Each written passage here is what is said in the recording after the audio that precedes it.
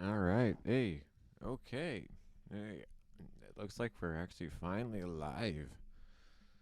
It's taken me forever to get here for some reason, but hey, we're here. We're finally live. And how's everybody doing tonight? It is a lovely, lovely, late, I guess you could say, I don't even know what day it is. September 7th morning is what day it is. It's showing it's live.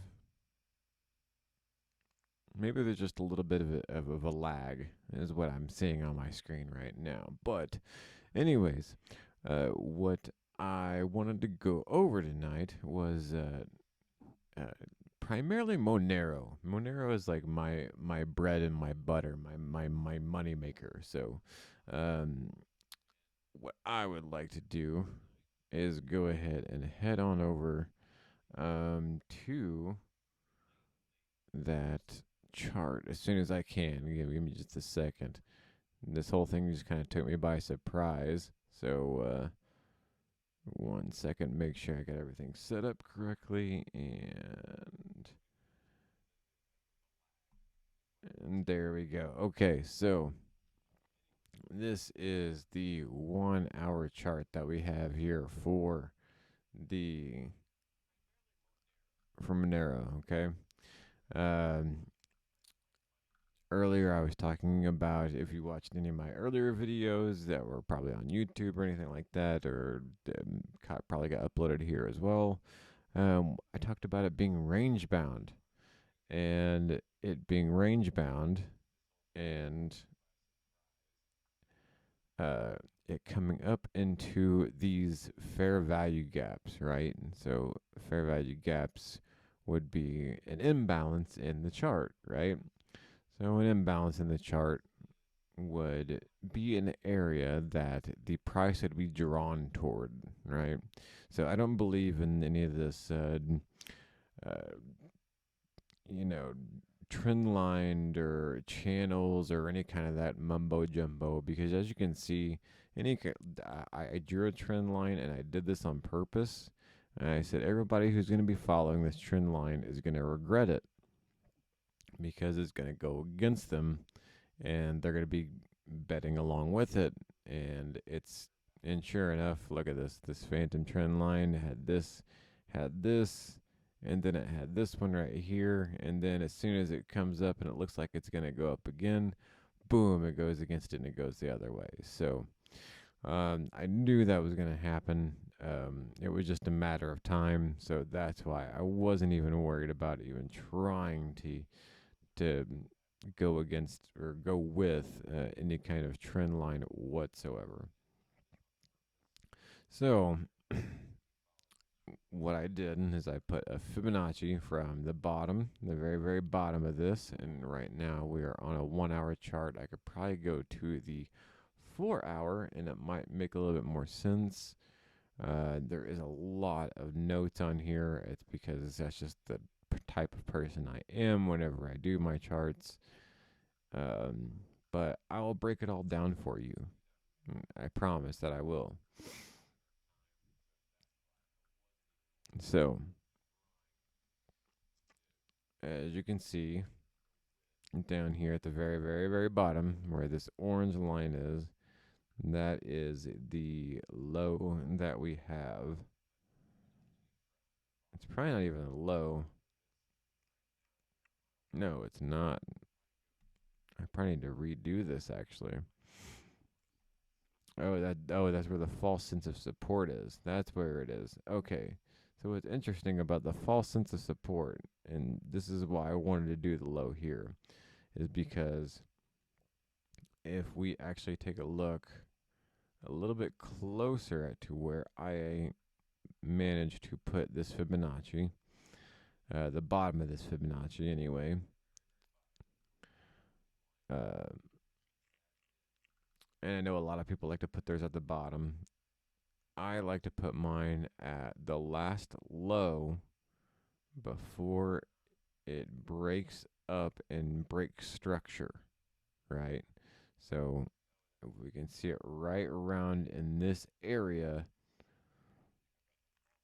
I'll try to get even a little bit closer because I don't even know if you guys can see that or not.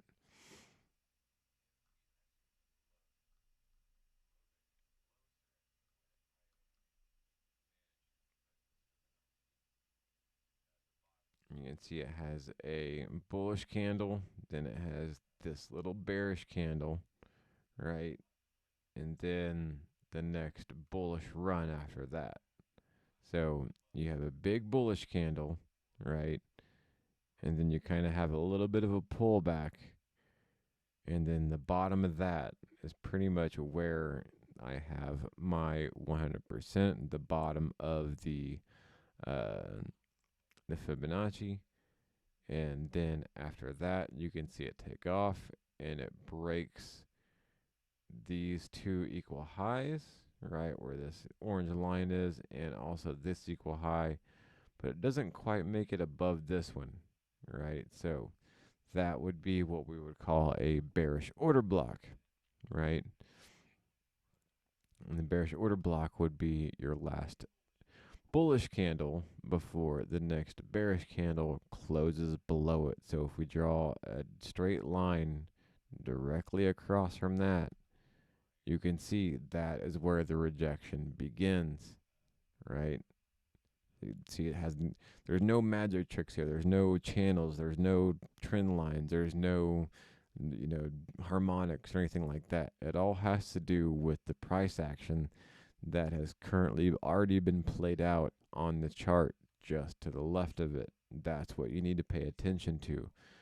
Everything else that you may have been taught has been taught to you pretty much by the big banks because they want you to trade that way so that way they can take your money, right? So, and I've learned this because I've been taught by a smart money strategist, and it has helped me out tremendously. So, that's why I put this low of the Fibonacci here instead of the way down here. They don't want you to see. They want you to put it way down here, and that way, whenever you do try to reach up and do whatever you need to do, it's going to throw everything off. And it's going to make you think that it's going to be doing one thing when it's actually supposed to be doing another, basically. So I looked at this huge, I wouldn't say huge, but this large 4 hour bullish candle. And then I looked at the small pullback, right? And then I looked at the run up after that. And the run up after that broke two structures. It broke this high and then it broke this high. So that's where I knew to put my 100% or the bottom of my Fibonacci, right? And so now what you could have done is we could have put, or at this time anyway, you can put a Fibonacci there, right? And what you're going to look for is you're also going to look for, and here's what I was looking for, was this low. Because that's after it fell back to this low and then made the run up, you can see it had some equal lows right here that I knew would probably try to fall below it. And then also try to get back down to this area right here. Why? Because that would be the same low as it was previously, the false, what I would call the false sense of support. Now, as it kept moving up, it did not break the structure. So back then, I thought it was going to fall even further and get below that. Unfortunately, I was wrong. I was completely wrong, and it did not get below that. I thought it was going to get below that and hit this bullish order block over here. A bullish order block is your last bearish candle before it moves up and closes above it, which would be the large bullish candle right here. It's basically when smart money sells all their assets, right, and they short with it. That way, They're hedging against their bets. They get everybody else to sell along with it. As soon as it gets to a certain point where it's cheap enough, they'll buy it up as much as they can, sending it flying the opposite direction, right? So this is all about the people who have the means and the money to take control of the charts and knowing how they do it, basically. And so that's how you have to think whenever you're looking at these charts. That's how I always look at it, and that's how it's always helped me understand where the charts could be moving toward next, right? All right, so over here, let's see here. Okay, so here you have you have double highs, right? So even though it didn't come down here and get below where I thought it was going to, we still have two equal lows. So there's still a possibility that it still could get below this area, which would be right around the 108, 107 mark, somewhere around there. It still hasn't gotten below there yet, but there's still a possibility that it could. Now, what it did do is it didn't get up near this 134, right? There was 134 that got to a high, another 134 that got to a high somewhere around in there. So now we have two equal highs. Those equal highs are touching the bottom of a 4-hour fair value gap. What is a fair value gap? Well, if we look a little bit closer, a fair value gap will be exactly where there is two candles. There's a gap between two candles where there are no wicks touching on either side, right? So that is called the imbalance. That is the imbalance that price would be looking for, or price would be looking to head toward, or price would be looking to fill eventually, right? So what it does, it comes up, touches it, gets rejected, comes back down, hits the false sense of support. So now we have two equal lows here, right? And then it comes back up, and now we have equal highs here as it comes up. And you can see here is another fair value gap way over here in this little green box, right? And it also runs right through the bearish candle as well on the 4-hour. So since it runs through it on the bullish side, it comes down through it on the bearish side. It still basically hasn't balanced yet. So that's what is telling me that more than likely it is going to settle in this area. And look what it does. It settles in that area. And I thought it was going to settle in that area and then break down. It did not, unfortunately. Instead, it broke up. And then now we got another equal high around that 134 mark. Now that we got another high at that 134 mark, that is what is making me believe, okay, now we're probably going to break above it. So it falls back down to another equal low, right? And then it comes back down below that, right? Because everybody would be thinking as soon as it gets down to this area right here is where they would have their buy limit set. Everybody would have their buy limit set in that area right there. Let me see. Right around in that area where this the orange line is going all the way across, right? That orange line going all the way across. Once it comes back down to it over here, you would think everybody has their buy limit set in that area, and then instead, what does it do? That red candle goes right through it, taking out anybody who had any kind of buy limit set, and then it takes off. So it took out anybody who had any kind of buy limit, any kind of short stop loss.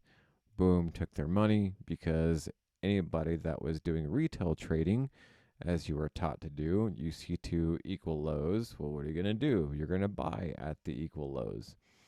Well, smart money is smarter than that. They have the means and the power to control the charts. So what do? They sell, and they sell hard with this red candle right here, right? So that red candle right there is when they sold as much assets as they could, and they also shorted it at the exact same time. And when they did that, they it got to a point. I mean, it actually went down through to a fair value gap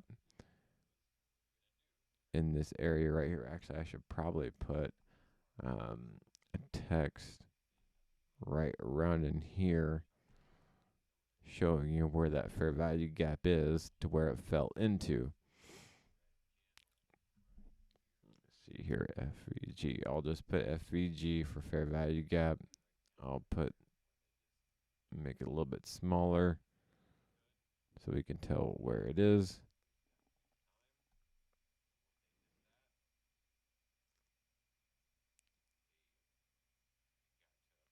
So there is the fair value gap that it fell into. So it would be in between these candles here. For some reason, the red circle on my screen is not matching up with what is on my OBS, so I do apologize. So I'm trying to uh, show you exactly where it is. So it's actually right around in this area is where that fair value gap is. So it falls down into that fair value gap, which is where the imbalance is. Remember how I said it always tries to attack the imbalance.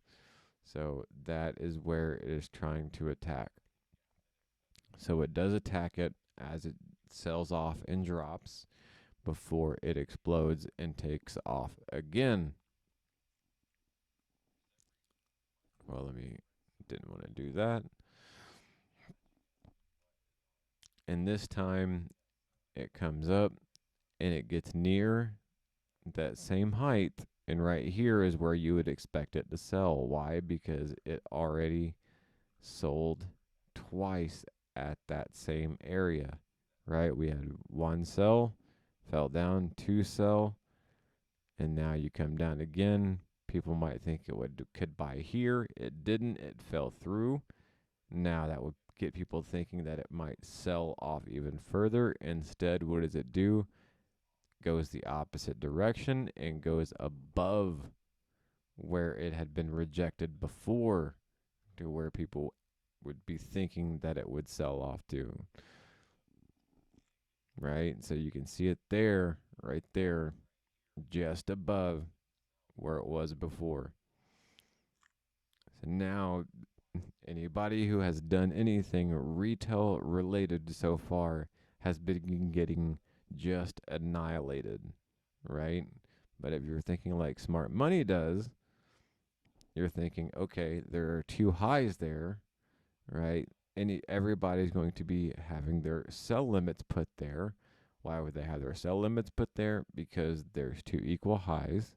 That is where all the liquidity is, right? And so as soon as it crosses that area, as soon as it gets near that area, all those sell limits are going to start triggering, and that's going to flood the market with liquidity. So smart money, what is it going to do? It is going to buy as much as it can to go against it, or kind of like do a quick little fake out, right? And do a little get up to it, maybe fall just a little bit, and then move up really quickly after that and take everybody out who had some kind of short stop loss, right? It's exactly what happened there. So let's move on over. So now it keeps on moving up. And now it's starting to create this phantom trend line, right? Phantom trend line. Not only that, it's also got a weekly fair value gap as an imbalance there. So when I say weekly fair value gap, if we were to go to the weekly chart, which I'm going to have to do to show you this.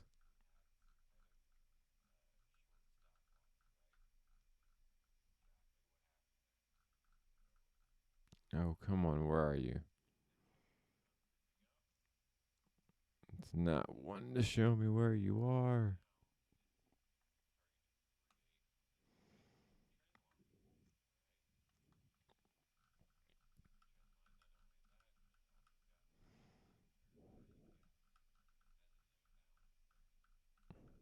Here we go. Okay. So now that we are on the weekly chart, you can kind of see here is where the weekly fair value gap is. So I'll draw from the wick here, right, which is back in June, to the wick here. That right there would be the imbalance that it made on the way down. Now it's slowly making its way back up. Now that it's making its way back up, you can take a look at the green candles or the bullish candles, and you can see that the wicks are actually pulling back and touching and going up, pulling back and touching, going up, pulling back and touching. So there are no fair value gaps that it's leaving on the way up. However, whenever it gets above it, that does not mean that it won't fall back down into the fair value gap and try to fill this all over again. Because whenever I notice fair value gaps, it has to be filled on both directions, both the upside and the downside. So that's why I'm thinking right now with Monero, the rest of the week, more than likely, we are going to see it slightly or slowly fall until it gets down to, personally, probably right around in this area, which would be sadly enough, if I were, since I'd flipped the fib upside down, it would be the golden ratio, the 127%, right around 125. Why? Because that is the start of the bullish order block on the weekly side. So that is the last bearish candle, right there before the succession of uh, bullish candles go up and close above it. So now it's probably going to have a tendency to fall back down to that area. Why? Because that is the area to where, again, it had sold off really, they had sold their assets really quickly and also hedged against it by going short. I mean, look exactly how perfectly in line that is with that 127%.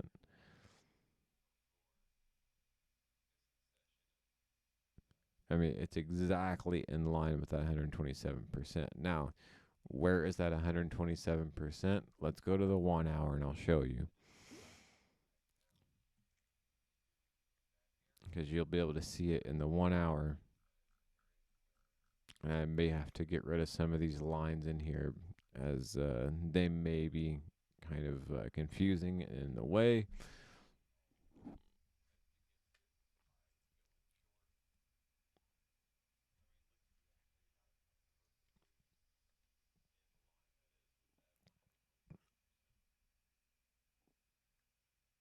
Nope, don't want to do that one. Hold on 1 second. Okay. So, as to where it dropped earlier today, So as it was kind of just moving along here in the fair value gap, getting up near the high after the spike here, right? Where the liquidity point was. Why was there a liquidity point there? Well, because there was a high here, and it looked like there was some equal highs here. And so you can see a big spike that ran up above here. That gives you almost like a false sense of, hey, it ran up above it, so therefore, and it's slowly coming up this way, makes you think that it's probably going to go and can continue on and move above it. Instead, what this did is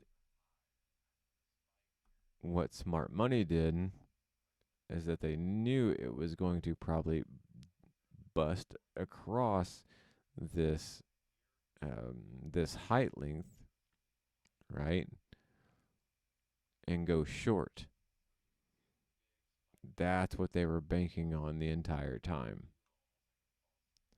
So if I were to move this over, even though it didn't come up here, right? Anybody that would have some kind of, that would be selling short, it busted up in there, right? And they probably had some kind of, because as you can see right along that line, they probably had some kind of, let me get rid of some more of these lines because they're not doing us any good sitting here.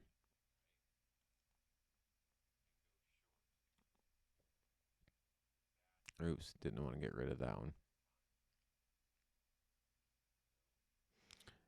Anyways, I really don't want to try to get rid of that one. I do want to try to move this down a little bit. There we go. So any kind of retail trader would think, okay, it would probably come up here. This would be exactly where it would go short, and then it would drop back down. Well, what did it do? It spiked up even higher, right? And probably took out anybody that was trying to go into any type of retail, and then try to, you know, trying to think the word here. Anybody that was retail trading got taken out because they probably had some kind of short stop loss. And then once they got taken out and it fell back down and they saw it moving up, then they probably put a long on it somewhere, especially probably right around in here is where I would expect any kind of retail trader to put a long on it.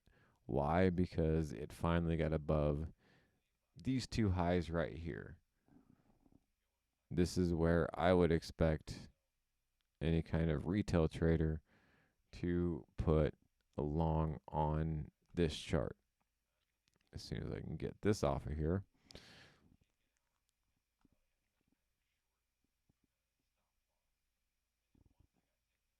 Right around in there. Because as you can see, there are about 1, 2, 3 equal highs, right? And then eventually it does finally cross above that line. So therefore, most people would be thinking at this point, okay, it's going to be moving higher.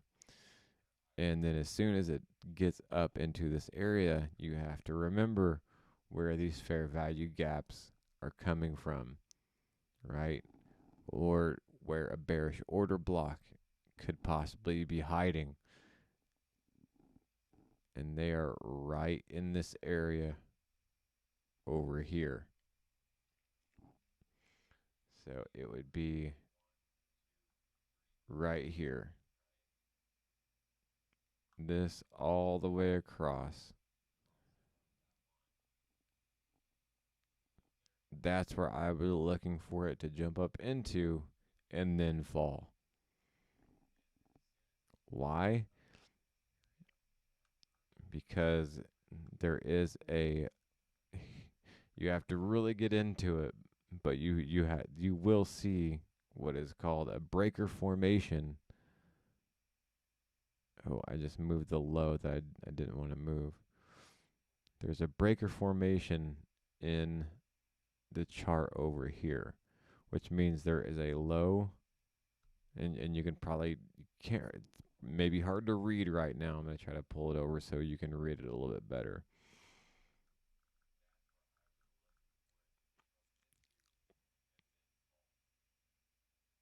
Oh God, come on now.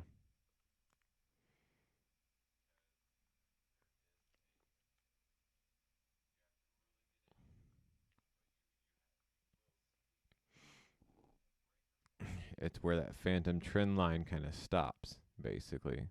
So it comes up and makes a low, right? And makes that low right at that trend line, and then it pushes back up, makes a high, and then boom, makes a lower low, right? So whenever I see that low, high, lower low right around that phantom trend line area, that tells me that there is a breaker in that area. The breaker would be right at the bottom of this formation. So it would be your last down candle before the next up candle procession, right? So that's why I highlighted, or I put a box around the bearish candle and then drug it all the way across. I know this is probably a lot to go. It could be going over your head, but hopefully you're getting a lot of this taking in or understanding some of this, because this is how smart money sees and reads these charts, right? So whenever it, again, low, high, lower, low scenario, whenever it gets to that low, the bearish candle, that is your breaker that acts as basically resistance. Right? It's not going to be double highs. It's not going to be triple or quadruple highs. It is going to be some odd kind of uh, scenario like this: low, high, lower, low. Now, if it did a low, high, lower, low, but then ran above it, and then once it came back down, then that high where the bullish candle is, that would act as your support. Instead, the low over here acted as your resistance. So it did kind of get above it, but it never really closed and stayed above it. Instead, it just kind of moved sideways along with it, fell below it, and then once it fell below it, that's when it got back up to that area. Again, another run across sideways, falling down again, back down to equal lows. I need to draw any time that there are some equal lows that I see, because I can guarantee you, anytime there are equal lows, more than likely the price is going to fall below it. And here I put next liquidity point. Why did I put next liquidity point? Because I knew that at some point it was going to at least get above it, if only for a second. And here it was. That was the spike. And that's a spike I'm talking about that probably took a lot of people out. And since it took a lot of people out and started moving up in that direction, everybody thought it was going to go up. Everybody started buying along with it. And then, of course, since it was that breaker that I moved all the way across, as soon as it got up into that breaker, what did it do? Boom, it fell. It fell today. That's what happened today. And so, if we were to draw that where it got down to and almost made almost like a little U formation, and then it dropped again And then once it dropped again, you can see it trying to move up. But if we were to draw the fib from here to here, that 120 it took another box with it. That 120%, 127%, the golden ratio from that area right there is exactly where I was talking about. Oh, come on. Stop doing this. How about I try to lock it? There we go.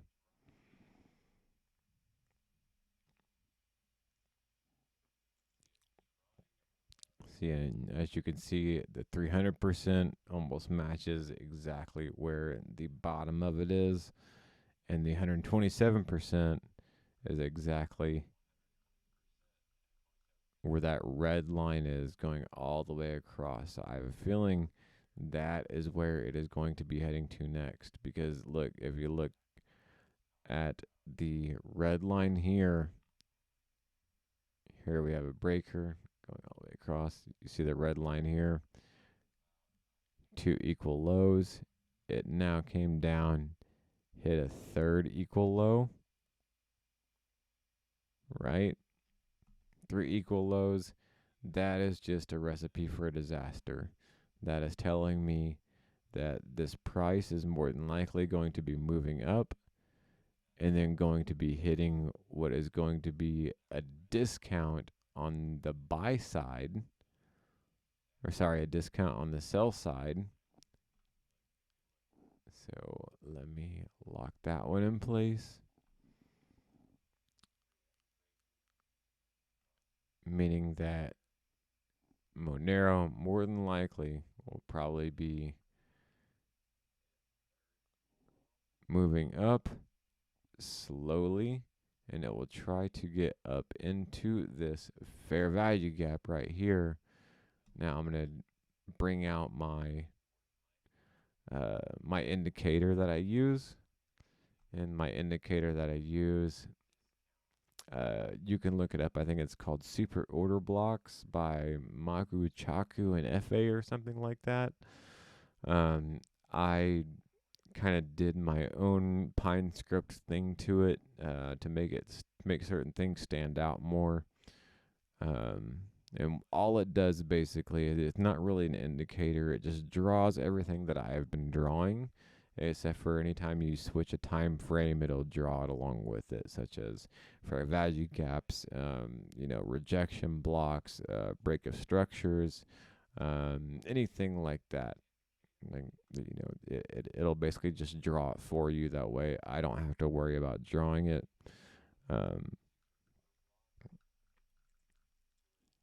So as you can see, it's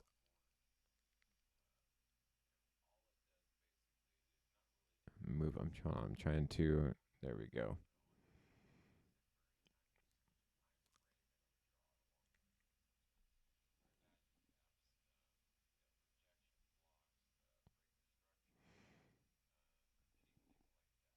There we go. Okay, hold on. See, you can see it comes up, gets to the top, or hits the top of a rejection block there. You can see it's still trying to move up, and I think it will still continue to try to move up again all the way up until it hits the discount on the sell side, because a lot of people are thinking that where this red line is down here, that is going to be, since that's the third time that it has hit that line or gotten near that line, that is support. I'm telling you, that's false support. That is very, very false support. So what will more than likely happen is that what come up here, and you see the fair value gap already drawn up in here, right? And this is within the 1 hour. In the 4 hour, I think it's a little bit bigger, but it will come up to where I drew, to where it dropped all of a sudden. So you have these you have these green candles going across, and then boom, that's where it drops. that is where you would start your fib, and then that's where you would draw it going down, right, to hit the bottom, because then it would try to make its way back up to the 62% or the 61.8%, somewhere in between there and possibly the 88.6. What's interesting about those two areas is that is exactly in between the fair value gap that it has created. So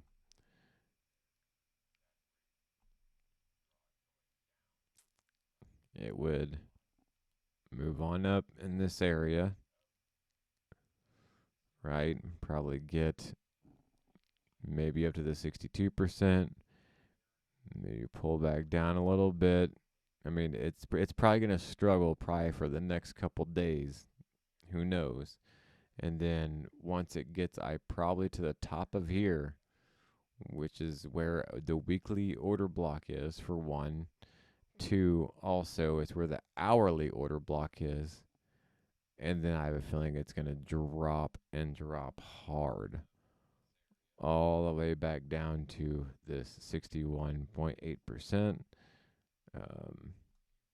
or the previous 61.8% where the red line was, which was at about the $125 mark. So don't be surprised if you see something like this happen, because that's what I do believe will be happening. All right. So, anyways, that is the more narrow side of things. Let's take a look at something else. Um, why not? Why not Bitcoin, huh?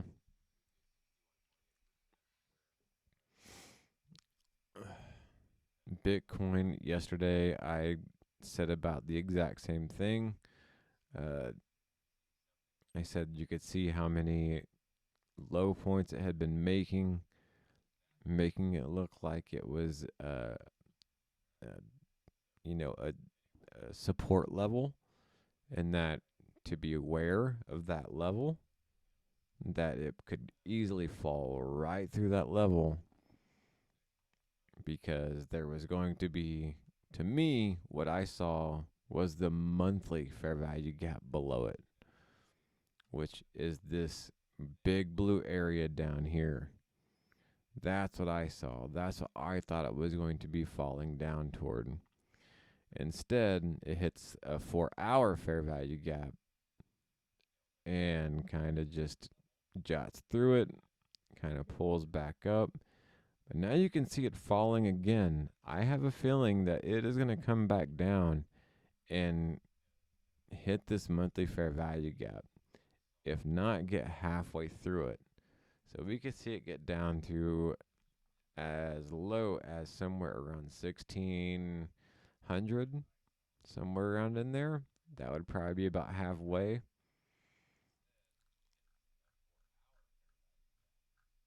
I mean, it doesn't have to fill the fair value gap completely, but as long as it does dip into the fair value gap a significant amount, that is when you will see more than likely a larger return on the other side, right? So as you can see, it did come down here and touch it, right? It just barely touched it right over here. But then as soon as it touched it, it jumped out immediately, right? It didn't actually get into these areas. So, and what I want to do to show you that it more than likely will come down into this monthly fair value gap is if we go to the monthly time frame. If we go to the monthly time frame, we can see how many times or how many months, especially whenever it was skyrocketing that one year, it has finally come back down into those monthly fair value gaps and filled those gaps. Especially whenever Bitcoin, when was it? I think it was like February of 2020, whenever Elon Musk decided he was going to announce Tesla was going to be holding, Bitcoin in their treasury.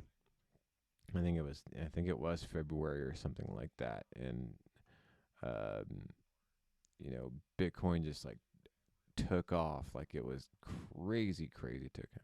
But I do remember this, right before Christmas, but it wasn't up until, yep, it was this right around in here. Here's January. Yep, here it is, February.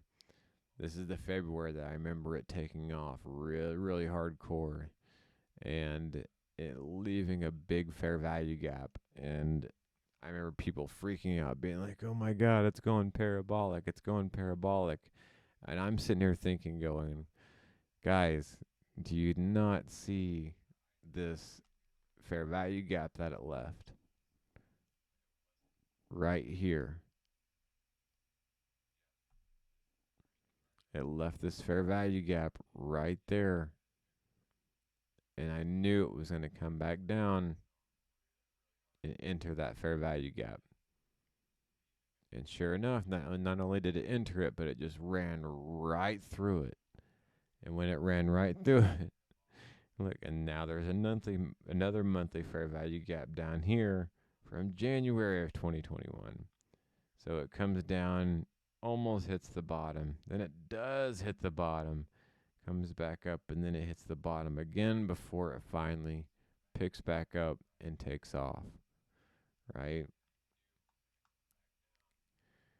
And so, and then even after that, now we have to look at another fair value gap that it left right there.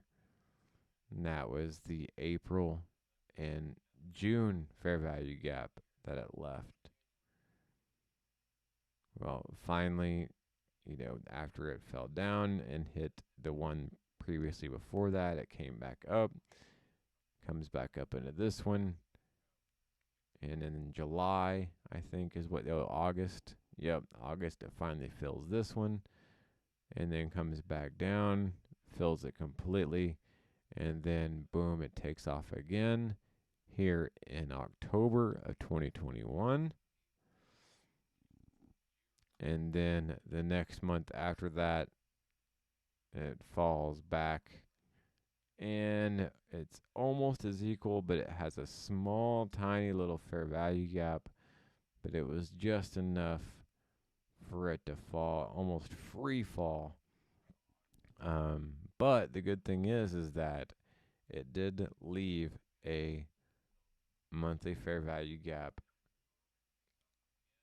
above that. So we do have an imbalance that is still up here in between 47 or about 48,000 and about 53,000, which means that price is going to want to try to come back up and get into that area. It's a long ways away right now, but I have a feeling it's going to want to get into that area. However, it's probably going to want to get down into this monthly fair value gap that it left from 2019, 2020. When was this? November 2020. It's probably going to want to try to get down into this first before it breaks up and tries to fill the rest of the other fair value gaps. So, or the imbalances that it did leave, right? Because this one right here, this monthly fair value gap, as you can see, it's about equal. The body is about equal with the high that it made in 2017, right? And then this wick is about as equal as that body. And then moving straight across is about the bottom of the monthly fair value gap. All this is not a coincidence. This is all done by smart money. They do this on purpose, right? It is all part of the algorithm, so that way they know how to play this game and how to trick you along with it. So I'm just letting you all know that even though it looks like it's low and it's a good time to buy, that's what they want you to think. Me personally, I would probably be shorting this until it gets all the way down into this monthly fair value gap, at least halfway into it, and then taking my profits, you know, of the short, um, and then after that, maybe putting some back in investments. Who knows? But or I could just be longing it. I just like playing the futures because the futures are more instant gratification rather than investments. You know, are to me. I just like it better that way. So if we look at the daily rather than the monthly, we can kind of see where it has been moving.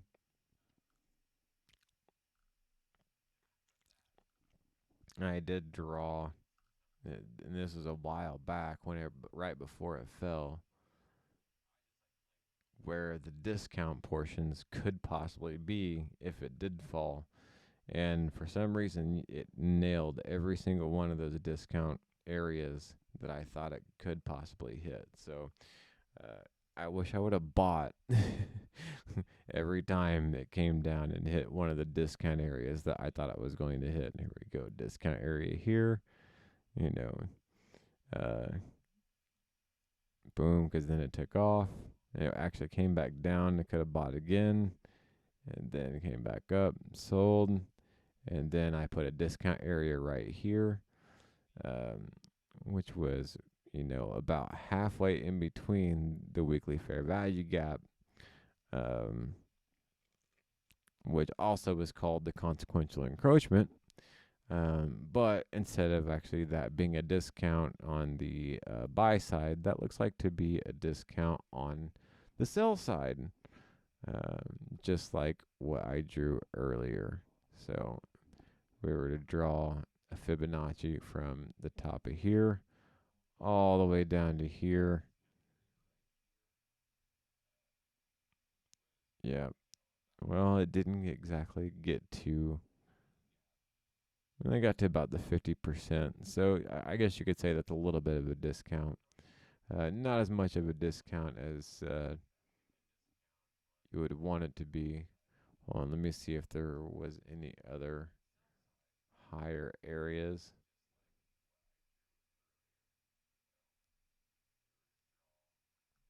Let me see if this did it.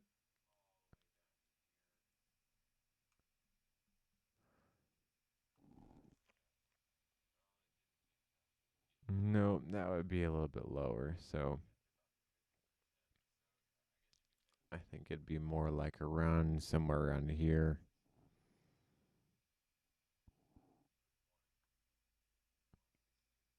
Then again, it is the daily. So if it was the daily, it would be the last. It'd be your last green candle before the next red candles start having a succession below it. Yep. And then coming back up. Then, yep, just barely above the 50%. And then it starts falling again. So, uh, and again, it fell right into that 4-hour fair value gap. That's what that rectangle is right there. I mean, not only did it hit it once, hit it twice, hit it 3 times, and now it's come back down and hit it a 4th time. And I hate to say it, but I think it's going to come down even lower and hit it probably a 5th time. And one last one before I get off of here, guys. Let's go with Ethereum.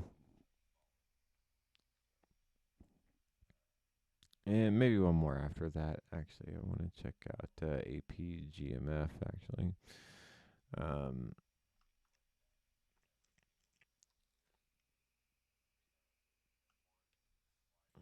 Trying to take a look at some trades that I have made already. So I have made a trade on XMR. Because I did say that I did think it would be going upwards, up into this fair value gap area before it sold off. So I did buy down at the bottom. So I am in the green on this one, even though it looks like it's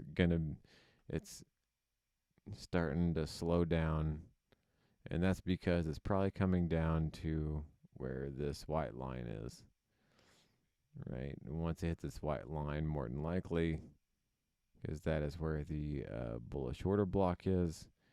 After that, hopefully it would pick back up, and then once it gets up around this area, that's where it would sell.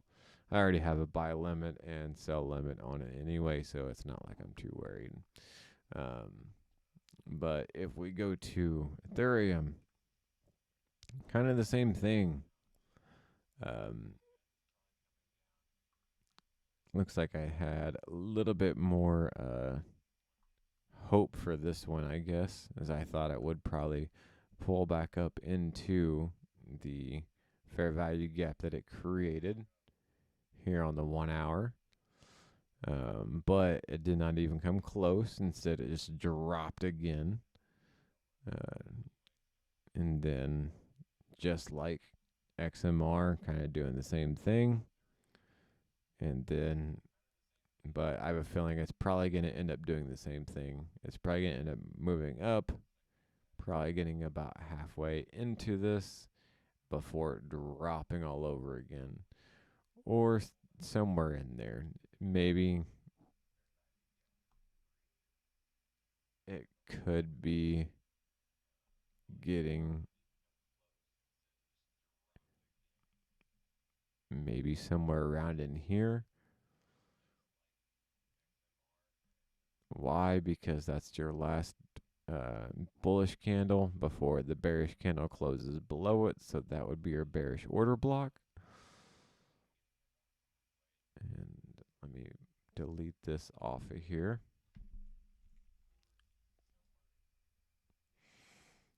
All right, and same thing with this guy right here.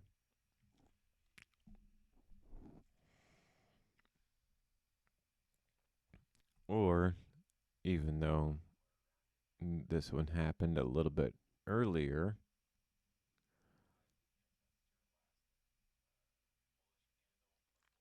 it is the larger candle. So it does have the, let me add the Williams percentage R to see what kind of, let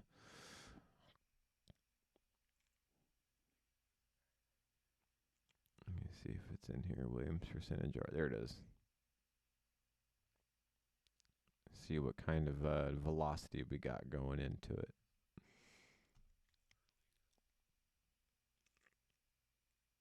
Oh, I clicked it way too many times. Hello.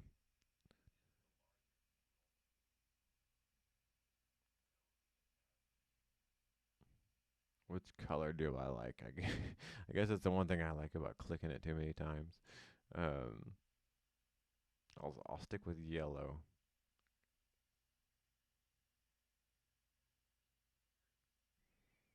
Oh, come on.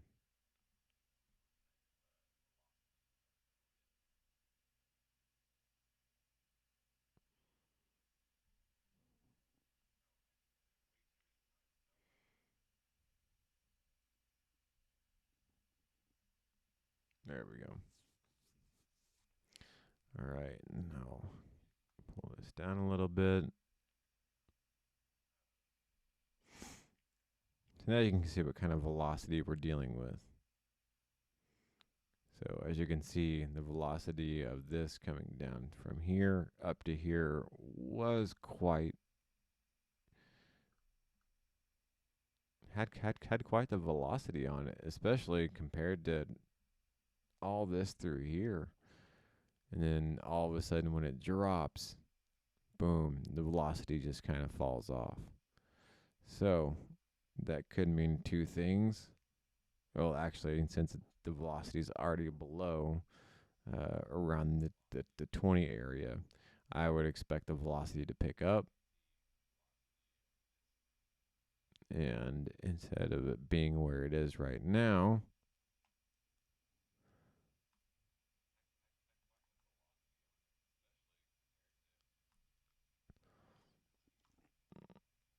possibly pulling up into here and then falling back down. Because as you can see, I thought it would fall back down below that area because there was too many equal lows, especially if you put it on the 4 hour. That's just a wick right there. So it looks like a lot of equal lows. So it looks like, yep, right there. Yep, you can see it looks like a lot of equal lows. So it looks like a support level. And that's what I thought was going to happen, is that it was going to fall down below that.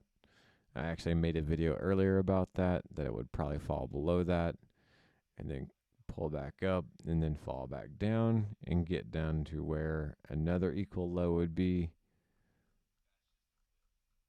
And then I still think that with Ethereum, we are still going to see it come down to about 1318. And the reason I still think it's going to come down there, it would be this white box right here, because there was two equal highs right around that area back around over here. You have one high, two high, and then it comes up three high, and then it pulls back. After it pulls back, then it just runs, and then it stops right in this area.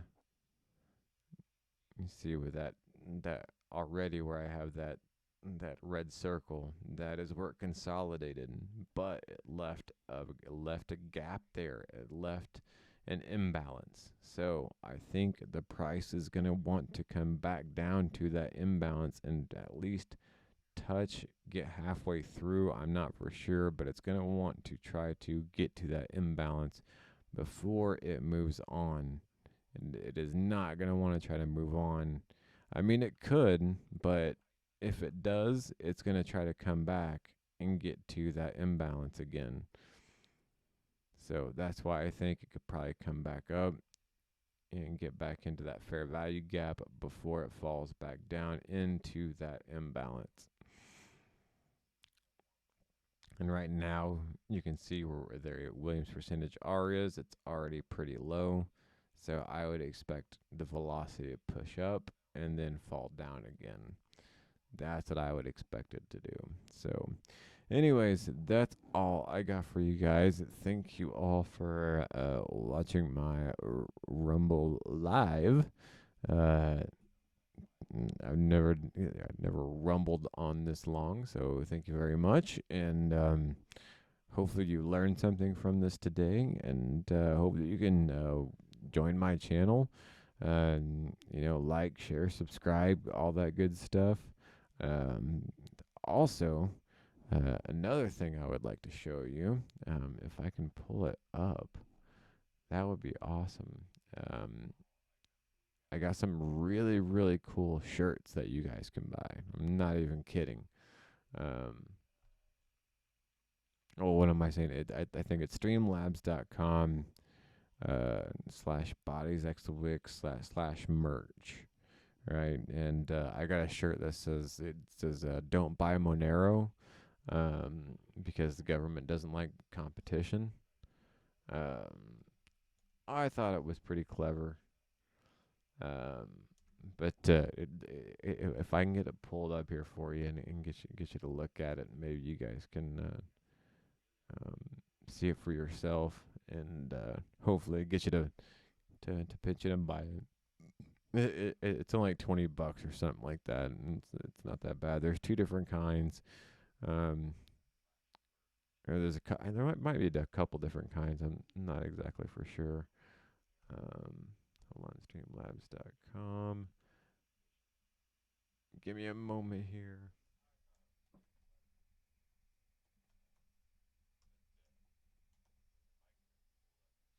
Oh, dang it. Almost had it.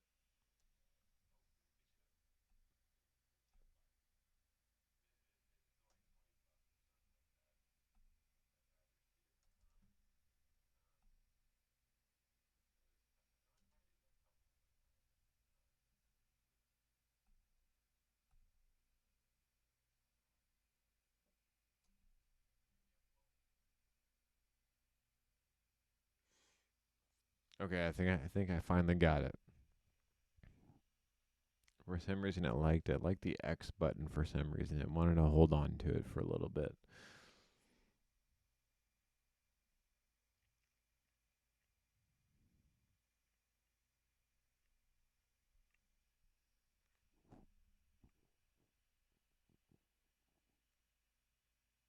Okay, I think I got it. Hold on, here we go. Let me transition over to it.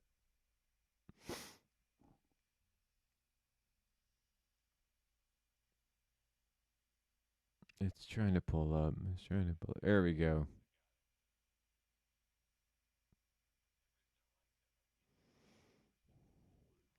Okay, hold on. I'm gonna take myself off of here really quick. That way you guys can actually see the things that's going on. Okay, so some of the stuff is just, you know, my own logo, but I did make a mouse pad with a lot of Ethereum stuff on it.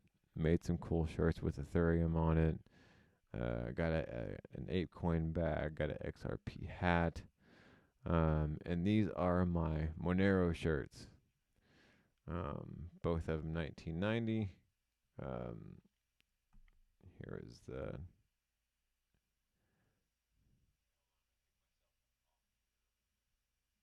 This is the one that has the, I think, the black lettering. Yeah. So it says, "Don't buy Monero," and the government doesn't like competition. I think that one is actually pretty cool. Um, and then if we go back and you go to the black one, then it has the white lettering. And it has a couple different colors. And that one too has gray, has red, and it also has a kind of a light mintish, I guess you could say. But it's the same thing. It says, "Don't buy Monero." The government doesn't like competition. Again, 1990, so about $20. Um, really lightweight kind of stuff, from my understanding. Um, I'm actually going to get one myself very, very soon because I do like how I designed that shirt. Yes, I designed that shirt, and I also designed the outline of my charts as well. Quite the designer, if I don't say so myself. But other things I liked over here in the merch shop. Of course, I like the mouse pad. I think that's really cool. But I actually like this shirt a lot. I don't know why. The shirt is actually just really cool. If you want it for a little bit cheaper, let me know. I'll drop the price on it, to $20 or something like that too. Um, but I just think this is a really cool. I just found a lot of cool different Ethereum logos, um, and was able to, you know, craftily put them on a shirt. So um, pretty cool stuff. Anyways, uh, the link for that is streamlabs.com/bodiesxwix/merch. All right, and yeah, I think that should do it. Um, Thanks a lot, guys, for checking this out, watching this, and listening to me rant for a while. And have a good night. And remember to always wear your pants.